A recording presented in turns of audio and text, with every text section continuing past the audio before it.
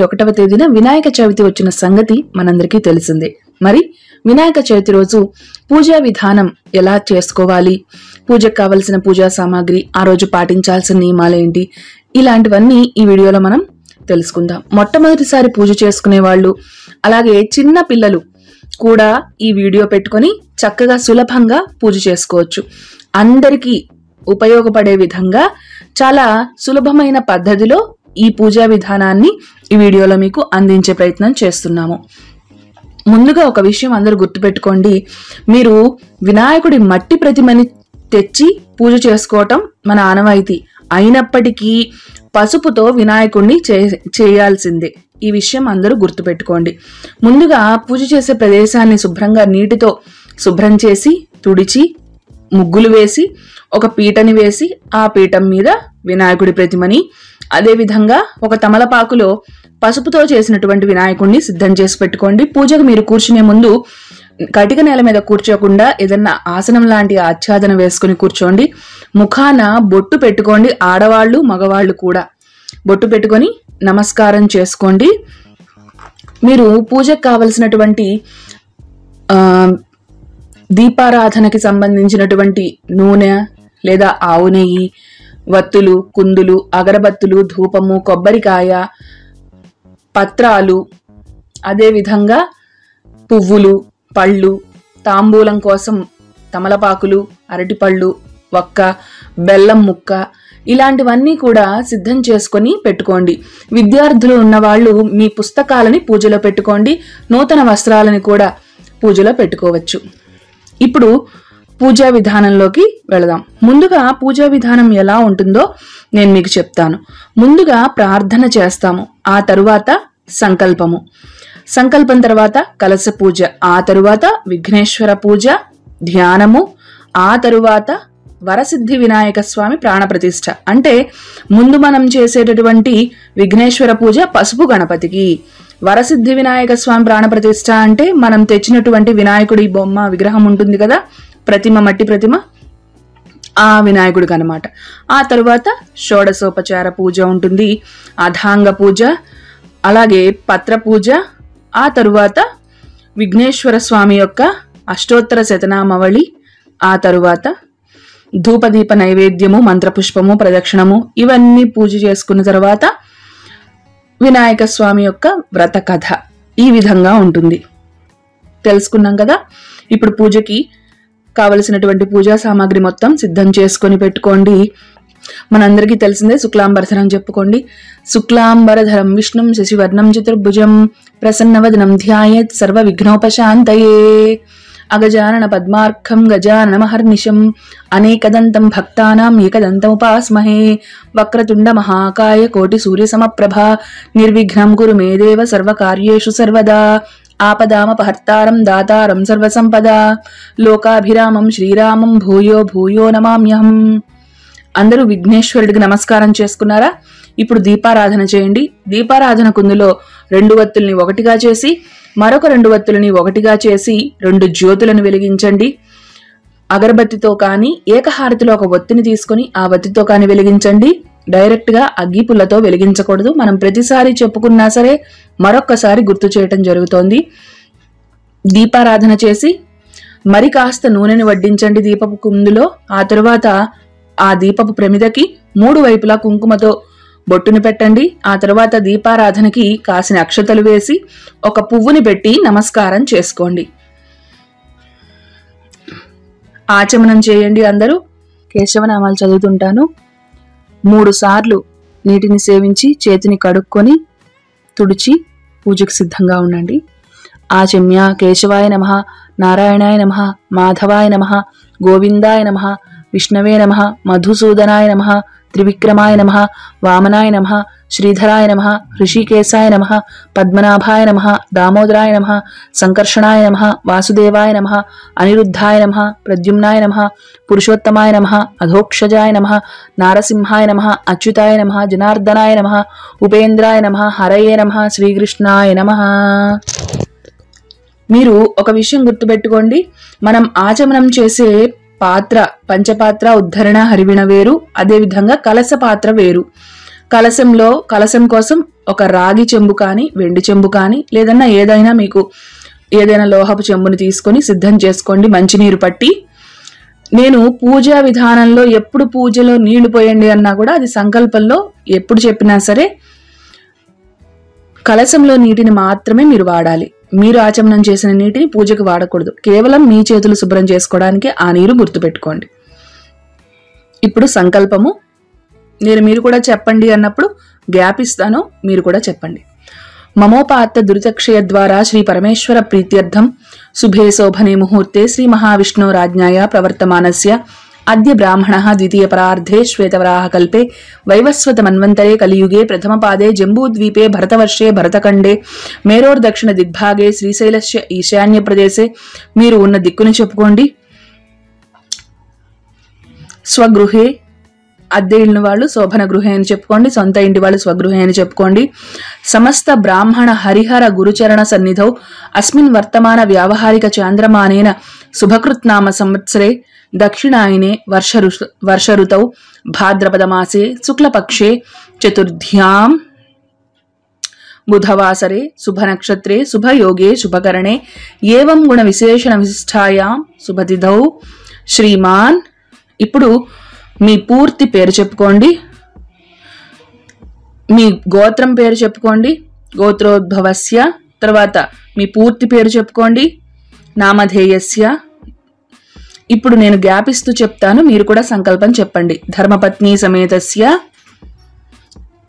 అస్మాకం సహ కుటుంబానాం క్షేమ స్థైర్య విజయ అభయ ఆయురారోగ్య ఐశ్వర్యాభి వృద్ధ్యర్థం ధర్మార్థ కామమోక్ష చతుర్విధ ఫలపురుషార్థ సిద్ధ్యర్థం ఇష్టకామ్యార్థ సిద్ధ్యర్థం మనోవాంఛ ఫలసిద్ధ్యర్థం సమస్త దురితోప శాంత్యర్థం సమస్త మంగళా వాప్యర్థం వర్షే వర్షే ప్రయుక్త వరసిద్ధి వినాయక చతుర్థీముద్దిశ్య శ్రీ వరసిద్ధి వినాయక దేవతా ప్రీత్యర్థం కల్పోక్త ప్రకారేణ యావచ్ఛక్తి ధ్యానావాహనాది షోడశోపచార పూజాం కరిష్యే. మీ కుడి చేతి మధ్యవేలితో కలశంలోని నీటిని ముట్టుకోండి. ఇప్పుడు కలశ పాత్రకి గంధము బొట్టుని కుంకుమ బొట్టుని అలంకారం చేయండి.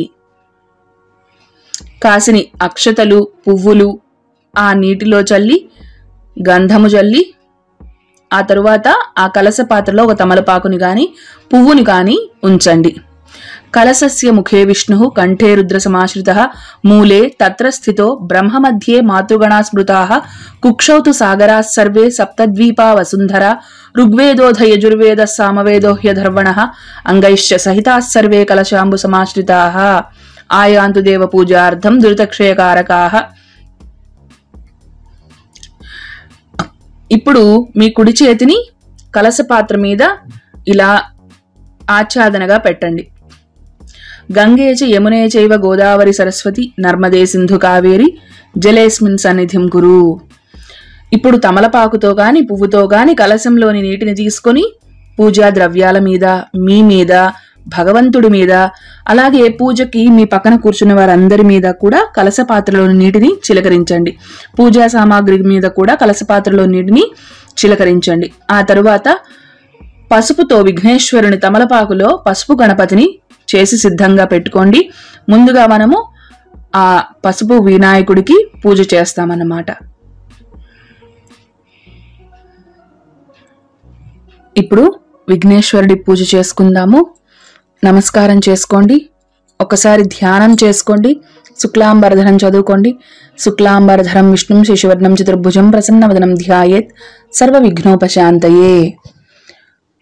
కాసిని పువ్వులు అక్షతలు కలిపి తీసుకుని చేతితో పసుపు గణపతి పాదాల దగ్గర విడిచిపెట్టండి. ఎప్పుడైనా సరే పూజకి సమర్పించే పువ్వులని అక్షతలని దేవుడి యొక్క పాదాల దగ్గరే విడిచిపెట్టాలి, గుర్తుపెట్టుకోండి. శిరస్సు మీద పువ్వులు గాని అక్షతలు గాని వేయకూడదు. అందరూ ధ్యానం చేసుకున్నారా? ధ్యాయామి, ధ్యానం సమర్పయామి, ఆవాహయామి, ఆవాహనం సమర్పయామి, హస్తయోహో అర్ఘ్యం సమర్పయామి. కలశంలోని నీటిని స్వామివారి మీద చిలకరించండి. గుర్తుపెట్టుకోండి, పసుపు గణపతి పూజ చేస్తున్నాము. అర్ఘ్యం సమర్పయామి, పాదయోహో పాద్యం సమర్పయామి. తర్వాత కాస్త గంధములో నీటిని 2 చుక్కల నీటిని చల్లి వేలుతో రంగరించి పువ్వుతో ఆ గంధాన్ని స్వామివారి మీద చిలకరించండి. కాసిన అక్షతలు, పసుపు, కుంకుమ, పువ్వులతో పూజ చేస్తూ ఉండండి. అగరబత్తులు వెలిగించండి. చిన్న బెల్లం ముక్క విఘ్నేశ్వరుడికి పెట్టాలి కాబట్టి బెల్లం ముక్కని గాని ఏదైనా పండ్లు గాని నైవేద్యంగా సమర్పించండి.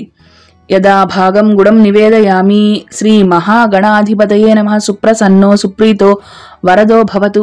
శ్రీ గణాధిపతి ప్రసాదం శిరసా గృహ్ణామి. ఇప్పుడు మీరు పూజ చేసినటువంటి అక్షతలు ఉన్నాయి కదా, కాసిన అక్షతలు తీసుకొని మీ తల మీద ఇలా జల్లుకోండి. మరి ఒకసారి ఆచమనం చేయండి. అథ శ్రీ వరసిద్ధి వినాయక స్వామి పూజాం కరిష్యే, తదంగ ప్రాణ ప్రతిష్ఠాసనం కరిష్యే. ఇప్పుడు మీరు తెచ్చుకున్నటువంటి మట్టి గణపతిని సిద్ధం చేసి పెట్టుకోండి. వరసిద్ధి వినాయక స్వామి యొక్క ప్రాణ ప్రతిష్ఠ. విగ్రహం మీద పువ్వుతో పంచామృతాలని చిలకరించండి. ఇప్పుడు మనం షోడశోపచార పూజ చేద్దాము. ముందుగా వరసిద్ధి వినాయక స్వామి వారికి ధ్యానం. చక్కగా నమస్కారం చేయండి. స్వామివారి పాదాల దగ్గర పువ్వులు కాస్త అక్షతలు వేసి నమస్కారం చేసుకోండి. నేను ధ్యాన శ్లోకం చదువుతాను. ఏకదంతం శూర్పకర్ణం గజవక్త్రం చతుర్భుజం పాశాంకుశధరం దేవం ధ్యాయేత్ సిద్ధి వినాయకం. ఉత్తమం గణనాథస్య వ్రతం సంపత్కరం శుభం భక్తాభీష్టప్రదం తస్మాత్ ధ్యాయేత్ తం విఘ్ననాయకం. ధ్యాయేత్ గజాననం దేవం తప్తకాంచన సన్నిభం చతుర్భుజం మహాకాయం సర్వాభరణభూషితం. శ్రీ గణాధిపతయే నమః. ధ్యాయామి. అందరూ ధ్యానం చేసుకున్నారా? పువ్వులు అక్షతలు విడిచిపెట్టారా స్వామివారి దగ్గర?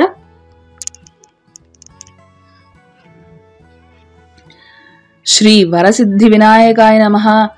ఆవాహయామి. కాసిన అక్షతలు విడిచిపెట్టండి స్వామివారి దగ్గర.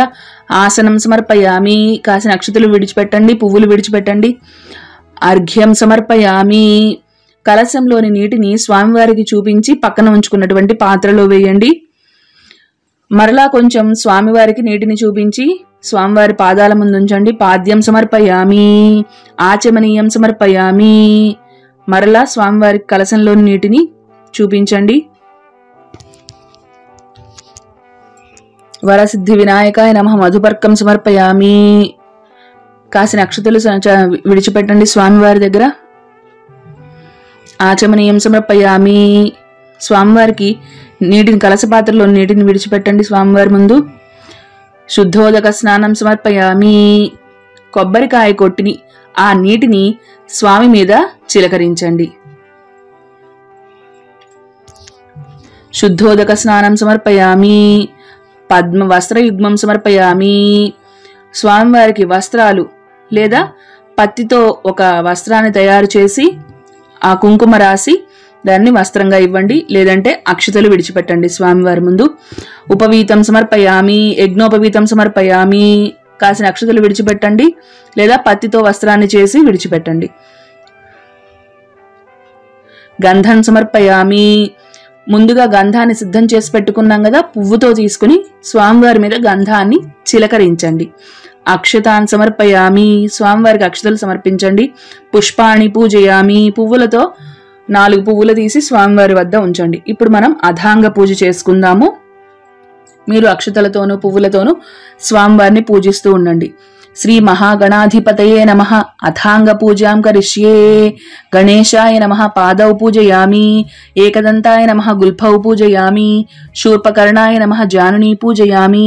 విఘ్నరాజాయ నమః. జంఘే పూజయామి. అఘువాహనాయ నమః. ఊరుం పూజయామి. జంఘౌ పూజయామి. కటిం పూజయామి. విఘ్నరాజాయ నమః లంబోదరాయ నమః ఉదరం పూజయామి, గణనాథాయ నమః నాభిం పూజయామి, గణేశాయ నమః హృదయం పూజయామి, స్థూలకంఠాయ నమః కంఠం పూజయామి, స్కంధాగ్రజాయ నమః స్కంధౌ పూజయామి, పాశహస్తాయ నమః హస్తౌ పూజయామి, గజవక్త్రాయ నమః వక్త్రం పూజయామి, విఘ్నహంత్రే నమః నేత్రే పూజయామి, శూర్పకర్ణాయ నమః కర్ణౌ పూజయామి, ఫాలచంద్రాయ నమః లలాటం పూజయామి, సర్వేశ్వరాయ నమః శిరః పూజయామి, విఘ్నరాజాయ నమః సర్వాణ్యంగాని పూజయామి. ఇప్పుడు 21 పత్ర పూజ. ఒక్కొక్క నామం చదువుతూ ఉంటాను, మీరు పత్రితో స్వామివారిని పూజించండి. సుముఖాయ నమః మాచీపత్రం పూజయామి, గణాధిపాయ నమః బృహతీపత్రం పూజయామి, ఉమాపుత్రాయ నమః బిల్వపత్రం పూజయామి, గజాననాయ నమః దూర్వాయుగ్మం పూజయామి, హరసూనవే నమః దత్తూరపత్రం పూజయామి, లంబోదరాయ నమః బదరీపత్రం పూజయామి, గుహాగ్రజాయ నమః అపామార్గపత్రం పూజయామి, గజకర్ణాయ నమః తులసీపత్రం పూజయామి, ఏకదంతాయ నమః చూతపత్రం పూజయామి, భిన్నదంతాయ నమః విష్ణుక్రాంతపత్రం పూజయామి, వటవే నమః దాడిమీపత్రం పూజయామి, సర్వేశ్వరాయ నమః దేవదారుపత్రం పూజయామి, ఫాలచంద్రాయ నమః మరువకపత్రం పూజయామి, హేరంబాయ నమః సింధువారపత్రం పూజయామి, శూర్పకర్ణాయ నమః జాజిపత్రం పూజయామి, సురాగ్రజాయ నమః గండకీపత్రం పూజయామి, ఇభవక్త్రాయ నమః శమీపత్రం పూజయామి, వినాయకాయ నమః అశ్వత్థపత్రం పూజయామి, సురసేవితాయ నమః అర్జునపత్రం పూజయామి, కపిలాయ నమః అర్కపత్రం పూజయామి, గణేశ్వరాయ నమః 21 పత్రాన్ని పూజయామి. ఇప్పుడు నేను విఘ్నేశ్వర స్వామి యొక్క అష్టోత్తర శతనామావళి చదువుతూ ఉంటాను, మీరు అక్షతలతోనూ పువ్వులతోనూ పత్రితోనూ స్వామివారిని పూజిస్తూ ఉండండి. వినాయక అష్టోత్తర శతనామావళి.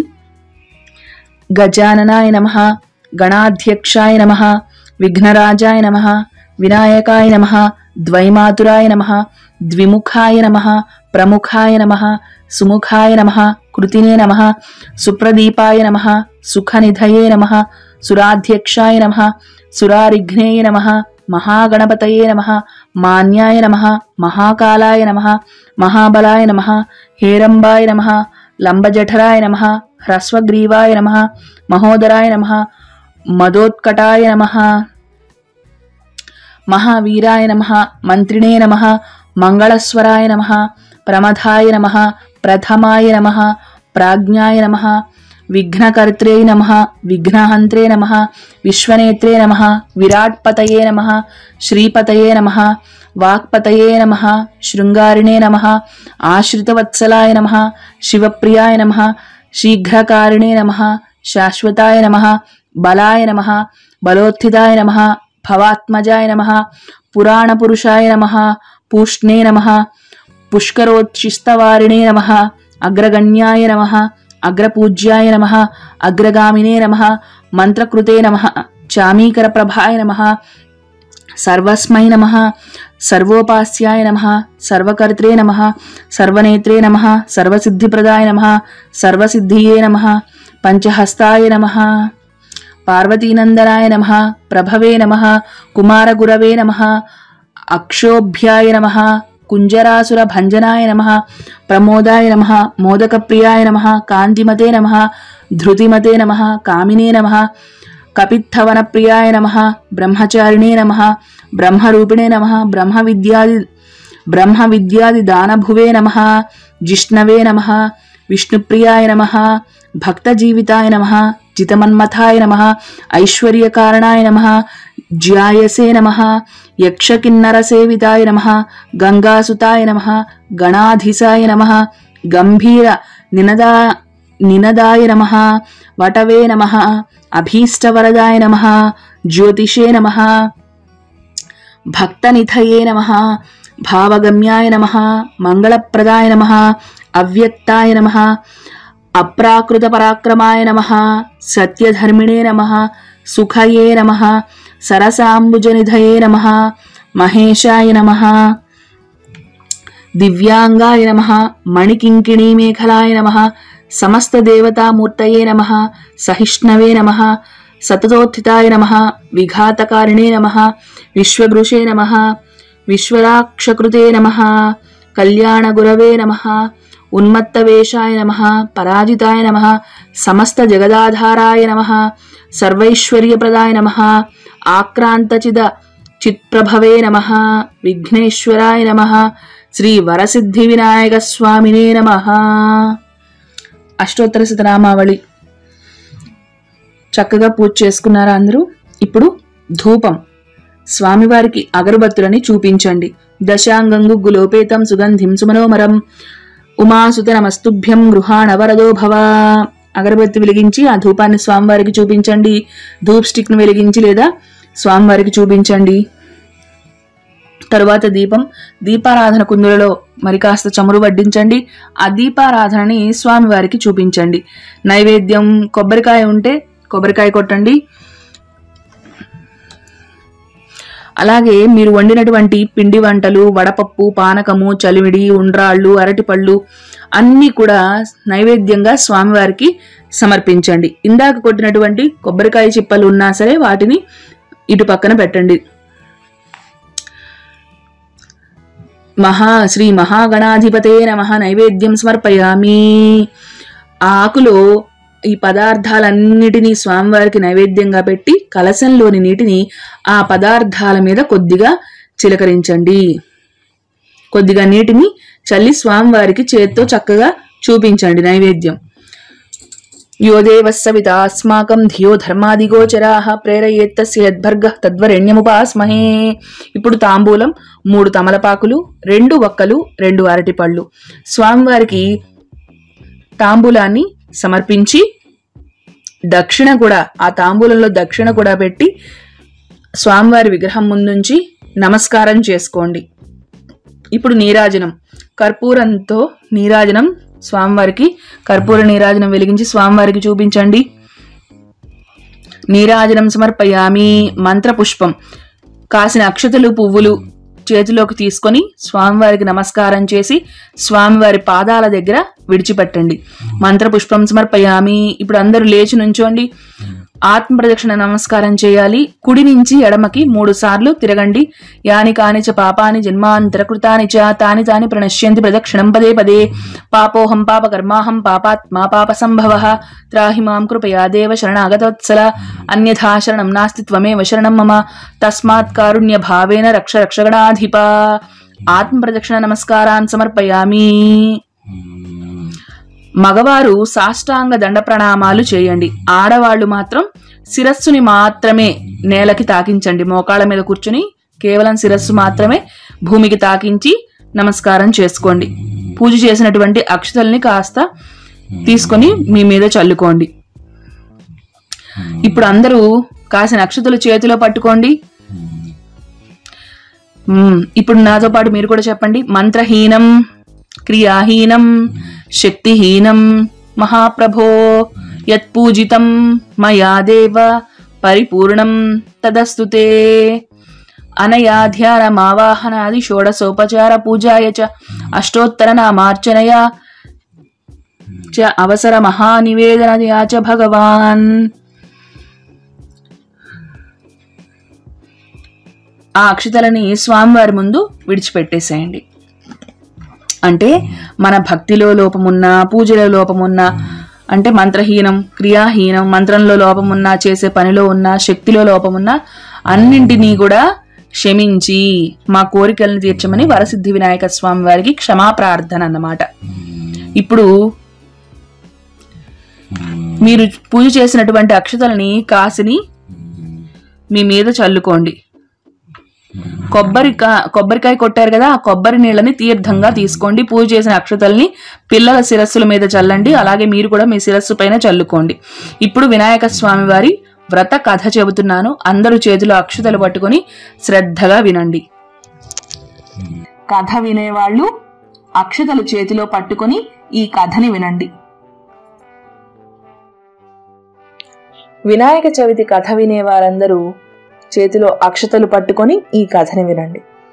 పూర్వము నైమిషారణ్యములో సత్రయాగం చేస్తున్నటువంటి సౌనకాది మహర్షులకి సకల కథా విశారదుడు సూత మహాముని ఒకరోజు విఘ్నేశ్వరోత్పత్తి, చంద్రదర్శన దోషణానికి కారణము, ఆ దోష కారణానికి శాప విమోచనము ఇవన్నీ చెప్తూ ఉన్నారు.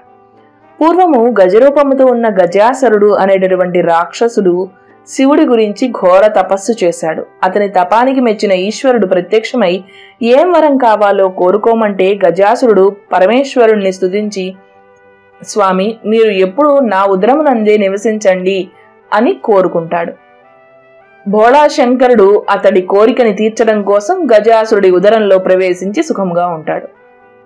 కైలాసంలో పార్వతీదేవి భర్త జాడ తెలియక పలు రకాలుగా అన్వేషిస్తూ కొంతకాలానికి గజాసురుడి గర్భంలో ఉన్నాడన్న విషయం తెలుసుకుని ఆయన్ని ఎలాగైనా రప్పించాలి అనే విషయం గురించి ఆలోచిస్తూ విష్ణుమూర్తి దగ్గరికి వెళ్లి ఆ జరిగిన వృత్తాంతాన్నంతా తెలియజేసి, మహానుభావ, పూర్వము భస్మాసురుడి బారి నుంచి నా భర్తని నువ్వే కదా రక్షించావు, ఇప్పుడు కూడా ఏదో ఒక ఉపాయంతో రక్షింపవయ్యా అని ప్రార్థించింది. అప్పుడు పార్వతీదేవిని శ్రీహరి ఊరడించి కైలాసంలోనే ఉండమని చెప్పి హరి బ్రహ్మాది దేవతలను పిలిపించి గజాసుర సంహారానికి గంగిరెద్దుల మేళమే యుక్తమని నిశ్చయించి పరమేశ్వరుడి వాహనమైన నందిని గంగిరెద్దుగా అలంకరించమని చెప్పి బ్రహ్మాది దేవతలందరినీ విచిత్ర వాద్యములతో ధరింపజేసి తను కూడా చిరుగంటలు సన్నాయిని ధరించి గజాసురుడుండేటటువంటి పట్టణానికి వచ్చి జగన్మోహనంగా వారందరూ కూడా గంగిరెద్దులని ఆడిస్తూ ఉన్నారు.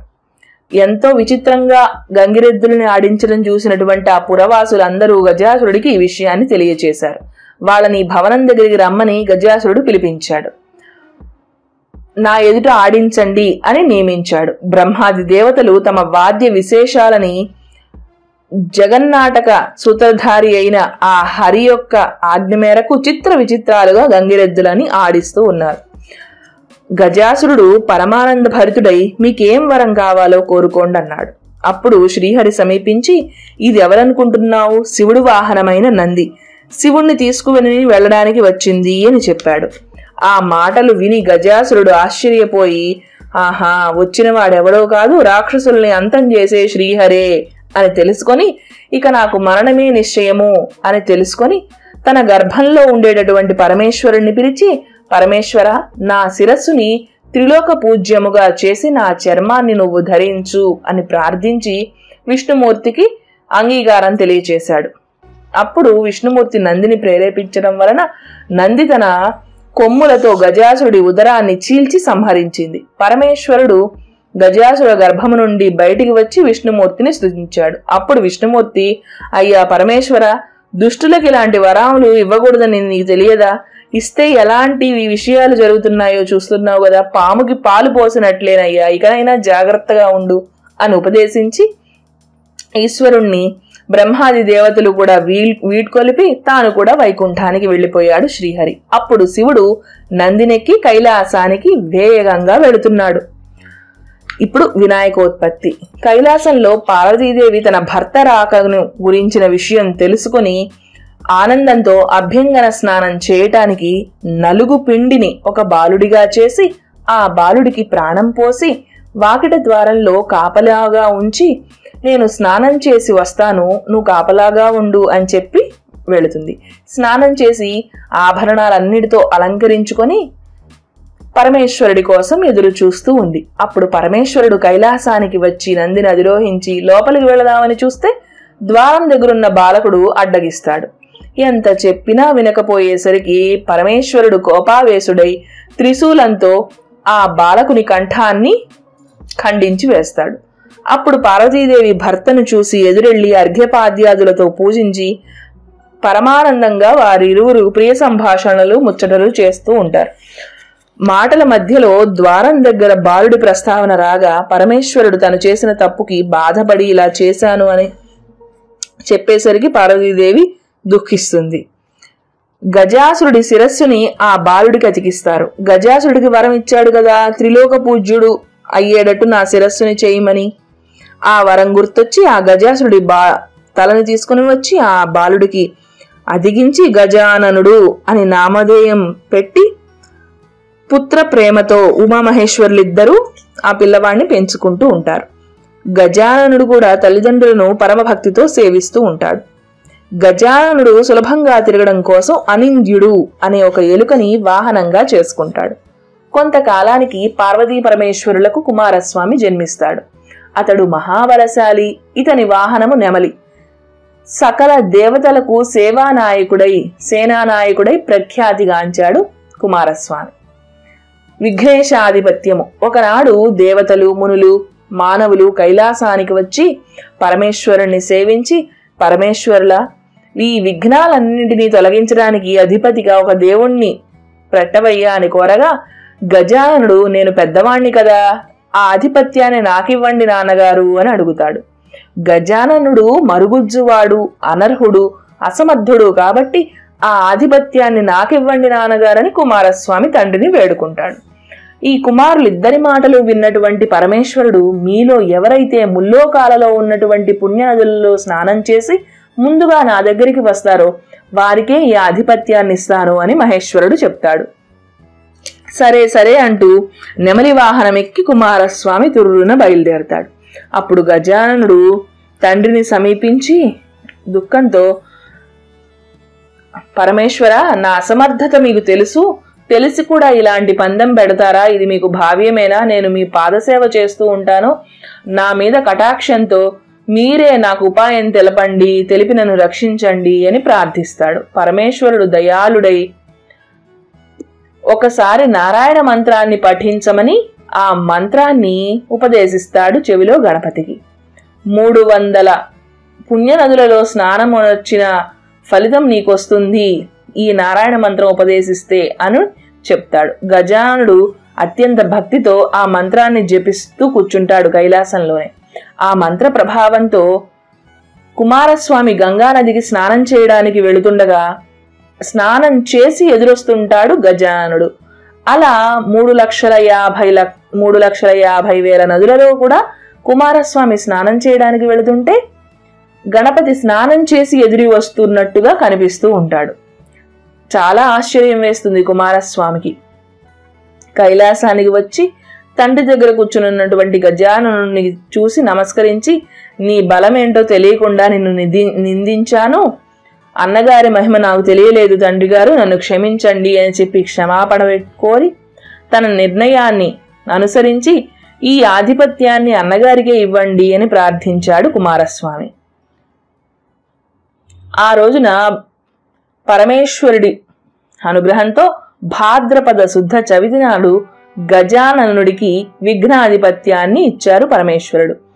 ఆనాడు లోకంలోని వారందరూ కూడా విఘ్నేశ్వరుడికి తన శక్తి కొలది కుడుములు, ఉండ్రాళ్ళు మొదలైనటువంటి పిండి వంటలు, టెంకాయలు, పాలు, తేనె, అరటిపళ్ళు, పానకము, వడపప్పు ఇవన్నీ సమర్పించి పూజించారు విఘ్నేశ్వరుణ్ణి. విఘ్నేశ్వరుడు పరమానందంతో సంతుష్టుడై కుడుములన్నీ తిని కొన్నేమో వాహనమైనటువంటి అనింద్యుడికిచ్చి కొన్నేమో తన చేతిలో పెట్టుకొని మెల్లిగా సూర్యాస్తమయం వేళకి కైలాసానికి చేరాడు. తల్లిదండ్రులకి ప్రణామం చేద్దామని వంగబోతే ఉదరం భూమి కానితే చేతులు భూమి కానవు, బలవంతంగా చేతులు ఆనిస్తే కాళ్ళు ఆకాశంలోకి వెళ్ళిపోతాయి. ఇలా దండ ప్రణామాలు చేయడానికి శ్రమ పడుతూ ఉన్నటువంటి ఆ గణపతిని చూసి శివుడి శిరస్సులో ఉండేటటువంటి చంద్రుడు వికటంగా నవ్వాడు. అప్పుడు రాజదృష్టి సోకితే రాళ్లు కూడా నుగ్గైపోతాయన్న సామెత నిజమైనట్లు విఘ్నదేవుడి గర్భం వగిలి అందులో ఉన్నటువంటి కుడుములు, ఉండ్రాళ్ళు, బూరెలు ఇవన్నీ కూడా దొర్లుతూ బయటకు వచ్చేశాయి. గణపతి మృత్యుడయ్యాడు. అప్పుడు పార్వతీదేవి శోకిస్తూ చంద్రుణ్ణి చూసి, పాపాత్ముడా, నీ దృష్టి తగిలి నా కుమారుడు మరణించాడు కాబట్టి నిన్ను చూసిన వారు పాపాత్ములై నీలావ నిందలు పొందుదురుగాక అని శాపాన్నిచ్చింది. ఆ సమయంలో సప్త ఋషులు యజ్ఞం చేస్తూ తమ భార్యలతో అగ్నిదేవుడికి ప్రదక్షిణాలు చేస్తున్నారు. అగ్నిదేవుడు ఆ ఋషిపత్నులను చూసి మోహించి వారు శాపమిస్తారేమోనని భయంతో అశక్తుడై క్షీణిస్తూ ఉన్నాడు. అగ్ని భార్య అయినటువంటి స్వాహాదేవి ఈ విషయాన్ని గ్రహించి అరుంధతి తప్ప మిగిలిన ఋషిపత్నుల రూపాన్ని తానే ధరించి పతికి సేవలని చేసి పెట్టింది. ఇదంతా తెలియని ఆ సప్త ఋషులు అగ్నిదేవుడితో ఉన్నది తమ భార్యలే అని అనుమానపడి తమ భార్యల్ని విడిచిపెట్టారు. పార్వతీదేవి శాపం వలన ఋషిపత్నులు చంద్రుణ్ణి చూడటం వలన వారికి ఇలాంటి నీలాపనిందలు కలిగాయి. దేవతలు, మునులు, ఋషిపత్నులు ఈ ఆపదంతా చూసి పరమేశ్వరుడి దృష్టికి తీసుకువెళితే సర్వజ్ఞుడైనటువంటి పరమేశ్వరుడు అగ్నిహోత్రుడి భార్య ఈ ఋషిపత్నుల రూపం వేసుకొని వెళ్ళిందని, ఆ ఋషిపత్నులు తప్పు చేయలేదని సప్త మహర్షులని సమాధానపరిచాడు. వారితో పాటు బ్రహ్మ కూడా కైలాసానికి వచ్చి ఉమామహేశ్వరుల్ని సేవించి మృతుడై పడి ఉన్నటువంటి విఘ్నేశ్వరుణ్ణి బ్రతికించి వారికి ఆనందాన్ని ఇచ్చాడు. అప్పుడు దేవతలందరూ కలిసి, పార్వతీదేవి, నీవిచ్చిన శాపం వలన లోకమందరికీ కీడే కాని మంచి జరగదమ్మా, కాబట్టి ఉపసంహారం కూడా నువ్వే చెప్పని ప్రార్థిస్తారు. పుత్రుడు బతికాడు కదా, ఆ ఆనందంలో ఉన్నటువంటి పార్వతీదేవి సంతోషంతో సరే కుమారుణ్ణి లేవదీసి ముద్దాడి, ఏ రోజునైతే విఘ్నేశ్వరుడిని చూసి చంద్రుడు నవ్వాడో ఆ రోజున చంద్రుణ్ణి చూడకూడదు అని తన శాపానికి ఒక అవకాశం ఇచ్చింది. అప్పుడు బ్రహ్మాది దేవతలు కూడా సంతోషించి తమ తమ గృహాలకు వెళ్లి కేవలం భాద్రపద శుద్ధ చవితి నాడు మాత్రము చంద్రుణ్ణి చూడకుండా సుఖంగా సంతోషంగా ఉంటున్నారు. ఇలా కొంతకాలం గడిచింది. ద్వాపర యుగంలో ద్వారకావాసి అయిన శ్రీకృష్ణుణ్ణి నారదుడు దర్శించి స్తుతించి ప్రియ సంభాషణలు జరిపి, స్వామి, సాయంత్ర సమయం అవుతోంది, ఈరోజు వినాయక చవితి, కాబట్టి పార్వతీదేవి శాపం వలన చంద్రుణ్ణి మనం ఎవ్వరం చూడకూడదు, కాబట్టి నేను గృహానికి వెళ్ళిపోతున్నాను, సెలవివ్వండి అని ఈ వృత్తాంతమంతా కృష్ణుడికి చెప్పి నారదుడు స్వర్గలోకానికి వెళ్ళిపోయాడు. అప్పుడు కృష్ణుడు ఆనాటి రాత్రి చంద్రుణ్ణి ఎవ్వరూ చూడకూడదని తన పట్టణంలో చాటింపు వేయించాడు. శ్రీకృష్ణుడికి పాలంటే చాలా ప్రీతి. ఆ రోజు ఆకలితో ఉన్న కృష్ణుడు ఆవు పాలు తాగుదామని పాలు పితుకుతూ ఉండగా ఆ పాల గిన్నెలో చంద్రుడి ప్రతిబింబాన్ని చూశాడు. ఆహా, వినాయక చవితి నాడు చంద్రుడి ప్రతిబింబాన్ని చూశానే, ఇక నాకెట్టి ఆ నీలాభ నింద రానున్నదో అని భయపడుతూ ఉన్నాడు. కొన్నాళ్ళకి సత్రాజిత్తు సూర్యుడి వరంతో శమంతకమణిని సంపాదించాడు. సత్రాజిత్తు సూర్యుడి వరంతో శమంతకమణిని సంపాదించి ద్వారకా పట్టణానికి శ్రీకృష్ణుడి దర్శనం కోసం వచ్చాడు. శ్రీకృష్ణుడు మర్యాద చేసి ఆ మణిని చూసి నాకిమ్మని అడిగాడు. అతడు 8 బారువుల బంగారాన్ని ఇస్తుంది ఇది ఒక్క రోజుకి, కాబట్టి ఈ మణి ఎవరైనా ఇస్తారా? ఇచ్చేవాడు మందమతి అవుతాడు. రోజుకి 8 బారువుల బంగారం ఇచ్చే మణిని నీకెందుకు ఇస్తానయ్యా, పోపో అన్నాడు సత్రాజిత్తు. ఒకరోజు సత్రాజిత్తు తమ్ముడు ప్రసేనుడు ఆ శమంతకమణిని కంఠంకి ధరించి వేటకి అడవికి వెళ్ళాడు. సింహం ఆ మణిని చూసి మాంసఖండమేమో అని భ్రమించి ఆ ప్రసేనుణ్ణి చంపేసి ఆ రత్నాన్ని తీసుకువెళ్ళింది. అది కృష్ణుడు విని, ఆ కృష్ణుడే ఈ మణిని ప్రసేనుణ్ణి చంపేసి తీసుకుని ఉంటాడేమోనని సత్రాజిత్తు భ్రమించి చూరంతా చాటింపు వేయించాడు. అది కృష్ణుడు విని, అయ్యో, ఆ రోజు పాలల్లో చంద్రబింబాన్ని చూశాను కదా, ఆ దోష ఫలం నాకు ఈ రకంగా వచ్చి నీలాపనిందలు కలిగాయే అని కృష్ణుడు తెలుసుకున్నాడు. ఎలాగైనా ఈ నిందని పోగొట్టుకోవాలని అరణ్యానికి వెళ్లి వెతికితే ఒకచోట ప్రసేనుడి మృత కళేబరం దొరుకుతుంది. అక్కడి నుంచి సింహపు కాలిజాడలు ఉంటాయి. అక్కడి నుంచి ఎలుకబంటి కాలిజాడలు కనిపిస్తాయి. ఆ దారి బట్టి వెళుతూ ఉంటే ఒక పర్వతం గుహలోకి కొన్ని గుర్తులు ఆ గుహద్వారం దగ్గర కనిపిస్తాయి. కృష్ణుడు ఆ గుహ లోపలికి వెళితే మిరుమిట్లు గొలుపుతూ ఒక బాలిక ఉయ్యాలపై కట్టబడిన ఆ మణిని చూసి అక్కడికి మెల్లగా వెళ్లి ఆ మణిని చేత్తో పుచ్చుకొని వస్తున్నప్పుడు ఉయ్యాలలోని బాలిక ఏడుస్తూ ఉంది. అది చూసిన వింత మనిషి అక్కడికి వచ్చాడు. గుహలో ఉన్న జాంబవంతుడు రోషంతో అక్కడికి వచ్చి శ్రీకృష్ణుడి పైబడి అరుస్తూ తన గోళ్లతో గుచ్చుతూ కోరలతో కొరుగుతూ ఘోరముగా యుద్ధము చేస్తూ ఉన్నాడు. కృష్ణుడు వారిని పడద్రోసి రాళ్లతో ముష్టిఘాతాలతో రాత్రి పవళ్లు ఎడతెరిపి లేకుండా 28 రోజులు యుద్ధం చేశాడు. జాంబవంతుడు క్షీణుడై దేహమంతా బలహీనమైపోయి భయంతో తన బలాన్ని హరింపజేసే పురుషుడు రావణ సంహారి అయిన శ్రీరామచంద్రుడే అని తలచి నమస్కారం చేసి, దేవాధిదేవ, ఆర్తజనపోష, భక్తజన రక్ష, నిన్ను త్రేతాయుగంలో రావణాది దుష్ట రాక్షస సంహారణార్థమై అవతరించి భక్తజనులను పాలించిన శ్రీరామచంద్రుడివే నువ్వు అని నేను తెలుసుకున్నాను.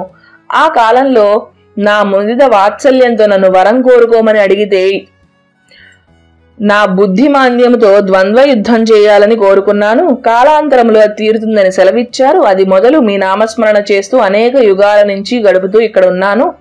ఇన్నాళ్ళకి నా నివాసానికి వచ్చి నా కోరిక తీర్చావయ్యా అని నా శరీరం అంతా శిథిలమైపోయింది, ప్రాణాలన్నీ కడబట్టాయి, జీవితేచ్ఛంతా నశించిపోయింది. కాబట్టి నా అపరాధాన్ని క్షమించి కాపాడు నీకన్నా నాకు వేరే దిక్కే లేదు అంటూ భీతితో పరిపరి విధాల ప్రార్థిస్తే శ్రీకృష్ణుడు దయాళుడై జాంబవంతుని శరీరం అంతా తన చేత్తో నిమిరేసరికి, భయం లేదు భల్లూకేశ్వర, శమంతకమణిని అపహరించానని నాపై ఒక నింద వచ్చింది. ఆ నిందని నా మీద రూపుమాపుకోవడానికి ఈ విధంగా నేను వచ్చాను. ఆ మణిని గనక నాకు ఇస్తే నేను వెళతాను అని చెప్తాడు. శ్రీకృష్ణుడికి మణి సమేతంగా తన కుమార్తె అయిన జాంబవతిని కూడా కానుకగా ఇచ్చి రక్షింపండి అని చెప్పి కృష్ణుడికిచ్చి ఆ గుహ నుండి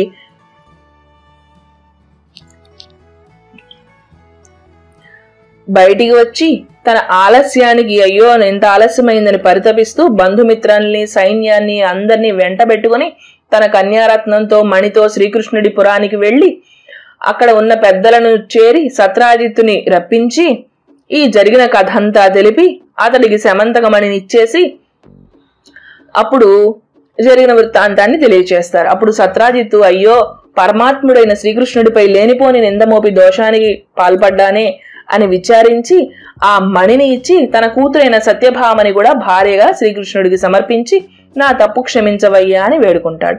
అప్పుడు కృష్ణుడు సత్యభామను తీసుకుని సంతోషించి, ఇతర మణులెందుకయ్యా, ఈ భామామణి చాలు నాకు, సూర్యవర ప్రసాదమైనటువంటి ఈ సమంతకమణి నివ్వే ఉంచేసుకో అని చెప్పి ఆ మణిని సత్రాజిత్తుకే ఇచ్చేస్తాడు. మాకు వద్దు అని మణిని సత్రాజిత్తుకోసి ఇచ్చేస్తాడు. శ్రీకృష్ణుడు శుభముహూర్తంలో జాంబవతి సత్యభామల్ని పెళ్లి చేసుకుని దేవాదులు మునులు స్తుతించి మీరు సమర్థులు కాబట్టి మీపై పడిన నీలాపనిందలన్నిటినీ రూపుమాపుకున్నారు, ఇక మాలాంటి సామాన్యుల గతి ఏంటి అని ప్రార్థిస్తాడు. అప్పుడు శ్రీకృష్ణుడు దయాళుడై భాద్రపద శుద్ధ చవితిన నాకు చంద్రదర్శనం అవడం వలన ఇలాంటి నీలాపనిందలు కలిగినాయి.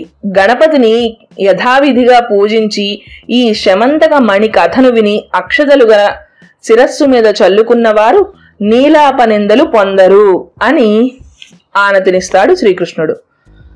అనుగ్రహించావు స్వామి అని వీళ్ళందరూ కూడా నమస్కారం చేసి ప్రతి సంవత్సరము భాద్రపద శుద్ధ చవితి నాడు దేవతలు, మహర్షులు, మానవులు అందరూ కూడా తమ తమ వైభవము కొద్దీ గణపతిని పూజించి అభీష్టాలన్నింటినీ కోరుకొని సుఖంగా ఉంటూ శాప మోక్ష విధానము కోసం సౌనకాది మునులకు సూత మహాముని ఈ విషయాన్ని వినిపించి వారికి ఈ కథనంతా తెలియచేశారు. కథ సమాప్తం.